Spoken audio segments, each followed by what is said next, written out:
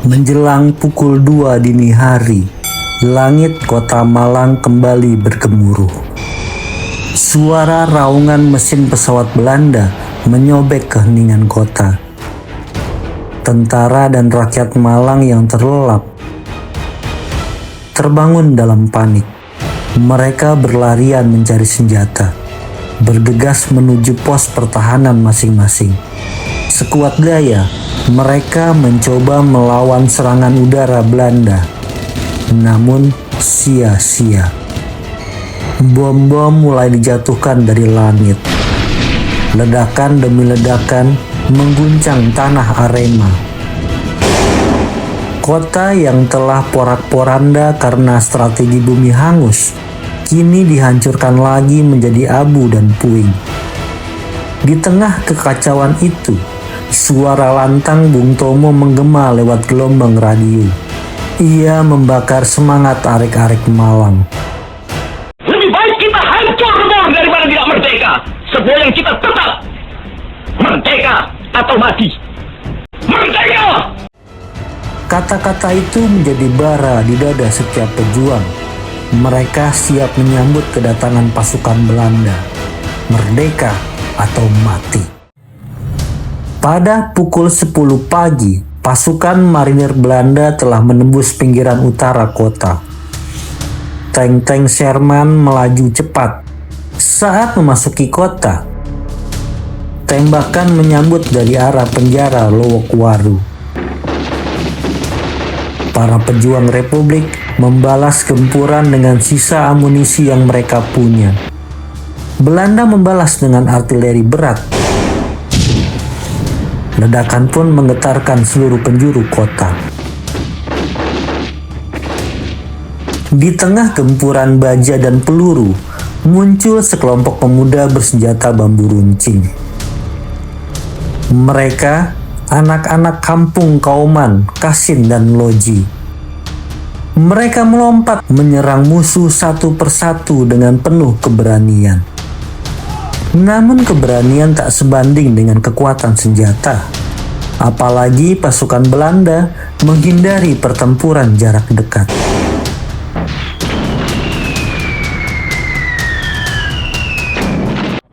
Marinir Belanda terus memperluas pengepungan. Tank-tank Sherman melindas penghalang dari meja, drum, dan pohon yang ditumbangkan. Tak ada yang mampu menghentikan laju baja itu.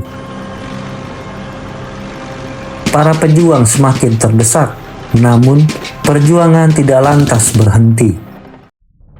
Dalam gerakan menuju pusat kota, pasukan Belanda yang bergerak dari Jalan Ijen di depan gereja Katolik berpapasan dengan pasukan Trip. Dari persimpangan Jalan Tenggamus dan Jalan Salak, Belanda melepaskan peluru pertama. Trip segera berpencar, bergerak dari halaman ke halaman, dari rumah ke rumah, menyelinap di antara reruntuhan. Namun Belanda datang dari segala arah, dari Jalan Tanggamus, Dempo, Kerinci, dan Gede. Kekuatan yang tak seimbang. Sebagian pasukan Trip menyelinap ke kebun tebu di Kelampok Kasri. Sementara yang lain di tengah Jalan Salak terjebak dan dikepung. Peluru berdesing, bayonet berkilat, pertempuran singkat tapi mematikan. Ketika senyap akhirnya datang, rakyat setempat keluar dari tempat persembunyian. Di antara puing-puing rumah dan bau mesiu yang pekat, mereka menemukan tubuh para pahlawan muda itu. 34 anggota Trip gugur di Jalan Salak hari itu. Setelah berhasil menduduki Malang, pasukan Belanda disuguhi pemandangan kota yang porak-poranda, baik oleh taktik bumi hangus prajurit TNI maupun serangan pesawat terbang Belanda. Pasukan Belanda melewati jalan-jalan sepi yang dipagari oleh rumah-rumah yang rusak, ranting-ranting pohon yang patah berserakan di tanah. Kota Malang pun jatuh ke tangan Belanda setelah 10 hari pertempuran hebat. Mulanya adalah fakta bahwa agresi militer 1 di Jawa Timur nyaris tidak terbendung. Pada 21 Juli 1947, tepat pukul 6 pagi, kota Malang dihujani bom dan tembakan mitralyur oleh pesawat terbang Belanda.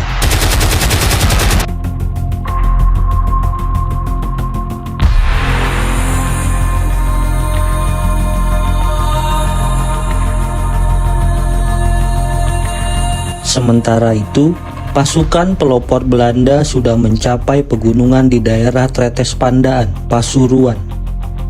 Pos komando TNI terpaksa ditarik mundur. Menyadari bahwa pergerakan pasukan Belanda sulit terbendung, pada dini hari, 22 Juli 1947, Residen Malang, Sunarko dan beberapa staf memindahkan pusat pemerintahan dari kota Malang ke Turen.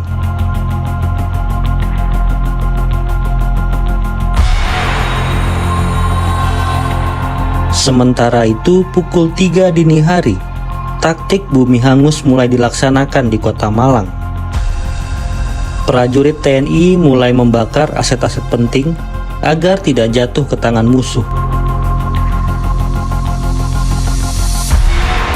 Prajurit TNI menghancurkan jembatan, merusak jalan, hingga menebang pohon-pohon besar sebagai barikade untuk menghambat pergerakan pasukan Belanda.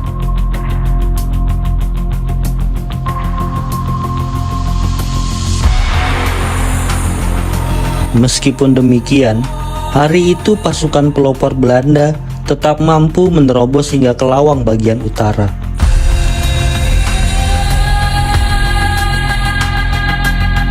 Namun, para prajurit TNI telah membakar perumahan Belanda di Lawang.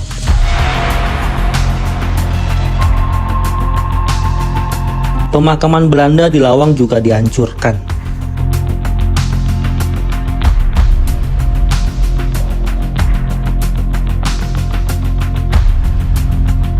Esok harinya, 23 Juli 1947, pasukan pelopor Belanda berhasil menguasai Lawang. Namun, prajurit TNI tidak menyerah. Kontak senjata terus terjadi untuk memukul mundur atau setidaknya menahan pergerakan pasukan pelopor Belanda agar tetap terjebak di Lawang. Kegigihan prajurit TNI ini sungguh luar biasa. Biarpun mereka kalah dari sisi perlengkapan tempur, mereka masih sanggup memukul mundur pasukan pelopor Belanda yang menerjang ke Singosari. Bahkan ketika pertahanan Singosari jebol dan pasukan pelopor Belanda berbelok ke Karanglo untuk menyerang barat kota Malang, pasukan TNI memberikan perlawanan yang sangat sengit, sehingga pasukan pelopor Belanda dapat dipukul mundur ke Lawang kembali.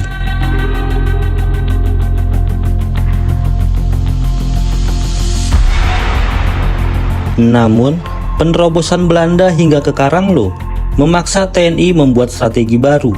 Sejumlah batalion TNI ditarik dari perbatasan Lawang dan diperintahkan untuk menguasai jalan besar Malang Belimbing. Alih-alih bergerak, esok harinya pasukan pelopor Belanda justru memilih untuk bertahan di Lawang. Hari itu digunakan Belanda untuk menunggu koloni tempur utama, sekaligus untuk beristirahat setelah 8 hari pertempuran merebut Malang.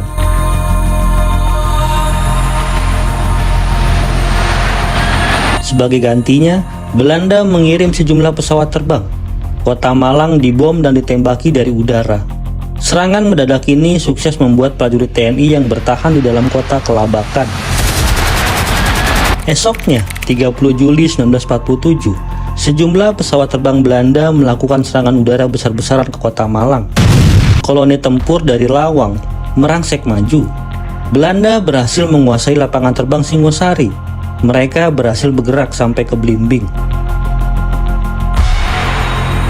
Tidak henti di sana, Belanda rupanya berencana menggempur Malang dari dua arah, yakni dari arah Belimbing dan Batu. Koloni tempur lainnya telah bergerak dari Mojosari ke Pacet, lalu mengitari Gunung Arjuna melalui Batu menuju Malang. Serangan pamungkas menggempur kota Malang dimulai pada pukul 2 pagi. Ketika warga kota Malang masih terlelap, Belanda melancarkan serangan udara.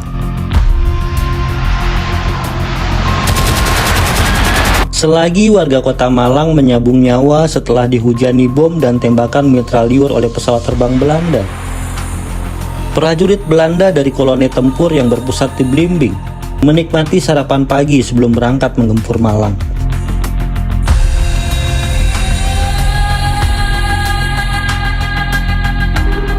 Brigade Marinir Belanda menjadi ujung tombak serangan.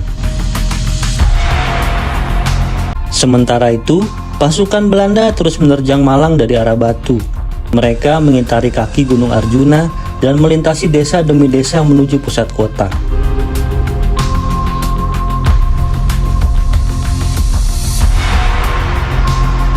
Pukulan dua arah itu tak mampu ditangani oleh prajurit TNI. Dengan cepat, para prajurit TNI pergi meninggalkan kota untuk selanjutnya memulai perang gerilya. Sebelum pergi, mereka kembali melaksanakan taktik bumi hangus.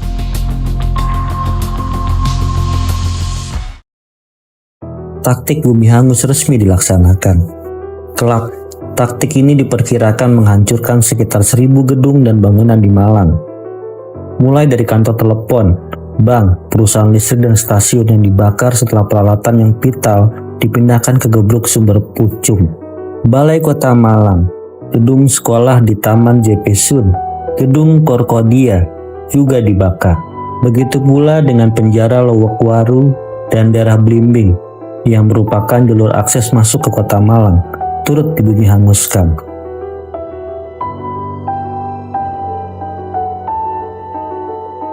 Ini adalah kehancuran gedung Balai Kota Malang yang sempat difungsikan sebagai markas TNI. Tampak toko-toko yang hancur total. Taktik Malang bumi hangus juga diwarnai dengan kerusuhan sosial. Mulanya adalah situasi kota yang kacau balau dan panik akibat agresi militer Banda I. Segenap aktivitas kota terhenti. Malang menjadi kota mati. Jalan-jalan yang biasanya ramai menjadi sepi. Distribusi kebutuhan pokok tersendat-sendat. Bahan pangan sulit didapat. Pertokoan di pecinan tidak ada yang buka. Beberapa toko juga mengalami kerusakan. Rumah-rumah ditinggalkan oleh pemiliknya yang pergi mengungsi. Ketika militer Belanda meminta pemerintah daerah Malang kembali bekerja untuk mengatur tata kehidupan masyarakat sipil di Malang, yang pertama dilakukan adalah mendorong agar toko-toko yang sebelumnya tutup selama proses bumi hangus segera buka kembali, agar perekonomian kembali berjalan.